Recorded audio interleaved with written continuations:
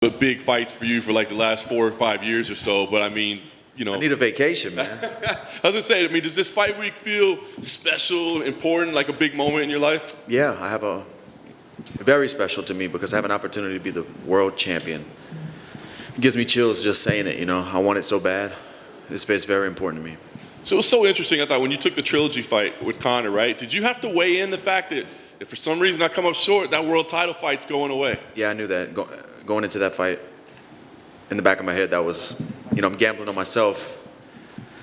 Every fight is a roll of the dice, and, you know, no matter how prepared you are. What we do is a crazy thing. The sport is crazy, and but it all worked out.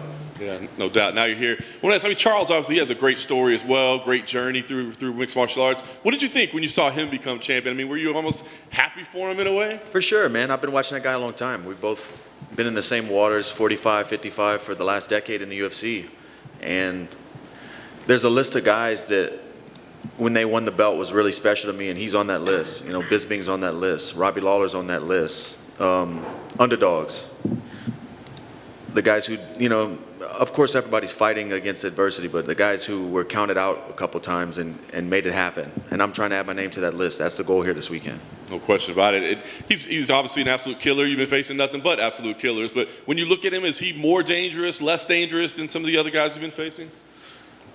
There's so many variables when you're talking about dangers in mixed martial arts. He's as dangerous as any of the other top guys I've fought, just in different areas. You know, his submission game, numbers don't lie. He's one of the most dangerous, most dangerous ever to hit the canvas in the UFC. And we didn't put that aside in training camp. You know, we really focused on defense and fight IQ on the ground and where I'm at in the rounds and risks we need to take. So, you know, he's very dangerous. Last thing for me, I mean, I guess it's this moment to enjoy it first, right? But what is your plan as champion, right? I mean, you've done everything. You fought everybody. Like, do you see, like, I'm going to win and have this long reign? Or is it like, man, I'm going to get there and maybe that's about it for me? You know what I mean? What's the plan?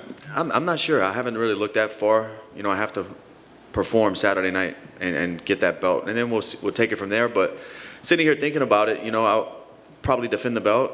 I do believe one day I'm going to fight at 170 pounds in the UFC. I'm not sure if I'm going to make a title run, a career run, and, you know, but I'm 32. I'll be 33 next month. I still feel good. I'm injury free. I feel healthy, so I can continue to do this as long as my body allows me, and I feel good. But the goal is just to put that world champion next to my name and cement that in history. That's all I'm really focused on. Dustin, right here. I think from the fans' perspective, a lot of people view Charles Oliveira as this high-level elite grappler, but lately he's been putting away a lot of people, or at least setting up submissions with his hands. You've obviously fought in, like, the Anthony Pettis's, the Holloways, the Conors. So how would you rate his striking compared to a lot of the other people's in the division?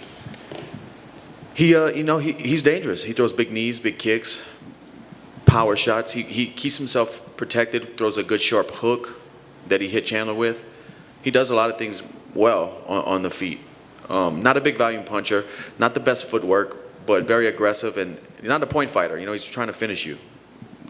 And then, I know you've touched on this a lot, but a lot of people think, even like Justin Gaethje said, that your will is just stronger than Charles Oliveira. Charles Oliveira, quote, breaks, but that was, what, like 4 years ago when he broke against Paul Felder. Do you still view him as that same fighter? Is that always going to be there, or is that just so long in the past you can't even take that into consideration? I mean, if it's in there, we'll find out. But I can't bank on that, you know. We'll see. He showed grit in his last fight against Chandler. You know, he got hurt, almost got finished, came back and knocked the guy out. So if that's, you know, your last fight is the one I go off of, and he showed championship grit. Dustin, back here, right in the middle. We saw on Embedded, you were talking to your daughter through the video chat. Are they going to be here for the fight, the family, this week? They land today. This is my daughter's first fight week. Yeah, they land today. All right, cool. I was going to ask that is it stressful for you to have them, or is it kind of more motivating, like distraction-wise? How do you kind of view having them? No, I love my family, and they come with me to training camp the whole time. And she was actually born on the day that Nate Diaz fought Conor. I forget what UFC number that was, but we were in the hospital room, rented it from UFC.com on my laptop, went pick up some food. You know, she was born into this. You know, I have a gym back home. She was raised in the gym too. This is just life. It's not a big deal to her, you know. And I know that you missed Thanksgiving, so sorry to bring it up, but what's your favorite pie, man? Damn, I like pecan pie, man. I really do. But I'm gonna catch up on all that for Christmas. Yeah, there you go. Best of luck, Dustin. Hey, Dustin, right here. Dustin, not only yourself, but you got two other Louisiana guys fighting on the card. I mean, is that any extra motivation? I know they're not necessarily direct teammates, but do you feel like there is going to be a bit of setting the bar early for the South? Man, we got to put on for Louisiana for sure. But I know both guys pretty well. Me and Matt actually have trained together for years and years and years. We were at the same gym for a while in Louisiana. He came out to American Top Team. We were training together there. So, and I've been knowing him for a long time. I've cornered him before he made it to the UFC. So it's good to see those faces and be around those guys on fight week. You know, we're a long way from the rodeo arenas we fought in Louisiana. And to talk to you a little bit about other stuff going on in the lightweight division, just your thoughts on the other big fight coming up, Makhachev versus Beneil Dariush. It's a fun matchup. You know, Dariush is on a streak. Makhachev is dangerous. We'll get to see how his ground game, how good his ground game really is when they hit the mat. You know, obviously his wrestling's really good, but Dariush is dangerous in all positions. It's a fun fight. You know, the lightweight division has, I've said it over and over again, been very top heavy for the last few years. And it seems like it's not going anywhere. Is Justin Gaethje a different guy than when you fought him, in your opinion? I'm not sure. It's tough to say. You know, I know a lot of people thought he made a huge jump when he fought Tony. And I do think he is improving. I just think Tony made him look really good as well. It was a good matchup. But, no, he's tough, man. He's tough. Final one, you've got the original, you've got the knockout edition. If you win the belt, is there going to be a championship edition hot sauce? Man, we're launching this week a 3-pack with gold labels for championship week. It's not a different sauce. It's the same original sauce with gold labels. We're going to do a limited run of 2,100 because this is going to be my 21st win in the UFC. And $10 from every pack is going to the Good Fight Foundation. We're trying to raise money for Second Harvest Food Bank to provide 300,000 meals in Louisiana to underserved communities that need it. So, yeah, we're trying to tie everything in together. Thank you and good luck. Yeah. Oh, mic's off. Your last two fights had a lot of kind of emotional buildup with Conor. How's this one different in terms of like your headspace for this particular fight? It's smooth sailing. You know, not a lot of back and forth. He seems respectful, but at the end of the day, it's a fight. You know, this is warfare when we get in there. So the more mature me, I don't really pay all that a whole lot of mind. Even in the Conor fights and the build-up, I didn't really get too caught up in it. I don't really care about that stuff anymore. I know what matters. So even if this was a crazy back and forth verbal exchange, it wouldn't. When the bell rings Saturday night, it's going to be the same result. Just a follow-up to that, your wife was also involved in some back and forth. At least it got to her when you were fighting Conor. How's she doing with this particular fight? Is there a lot of relief in the house this time around? There wasn't any tension in the house before. Just like I said, when my daughter was born into this, my wife drove me to my first fight. I didn't have a car. She drove me across state lines to Arkansas, and I fought in a rodeo arena back in 2007 maybe. So she knows this game as well as it, you know, probably better than some people in the car. Dustin, hey, here in the back. As you mentioned, there's a lot going on in the lightweight division, and it seems like Justin Gaethje will be the next one to challenge after this. But there was a lot of talk about that. A lot of people felt Makhachev deserved it. In your opinion, who is the most deserving lightweight to challenge for the title after this fight? I don't know, man. That's Dana, Sean, and Mick's job. I don't play matchmaker. I just try to put these guys away. Like I said, it's top heavy. I'm not sure. You know, Gaethje had a title fight and then won one since then, right? Yeah. But he beat a guy coming. No, Chandler was coming off a win. So I don't know, man. It's tough. It's been murky waters. It's hard to, you know, pick who's next. And you mentioned moving up to welterweight in the future. Obviously, Colby Covington has had a lot of negative things to say about you, and that's where he resides. Is that a fight that interests you in the future? We'll see. I'm not sure how soon I'm going to make that jump, you know, especially if I become the world champion Saturday. I have to, you know, defend the belt, and I have to be here for a while and establish myself as a world champion. But everybody's on the list if I move up, you know. Dustin, down down here to your left. You touched on, obviously, the win being your 21st, if you get it, but I believe in January 1st will be the 10-year anniversary of you making UFC debut at UFC 125. 11 year. Oh, 11 years. I can't even count, man, anyway. But anyway, how would you assess the journey? Because you've had ups and downs, and you picked yourself back up off the negative canvas many times. So how would you assess the journey so far? Beautiful, man. A learning experience.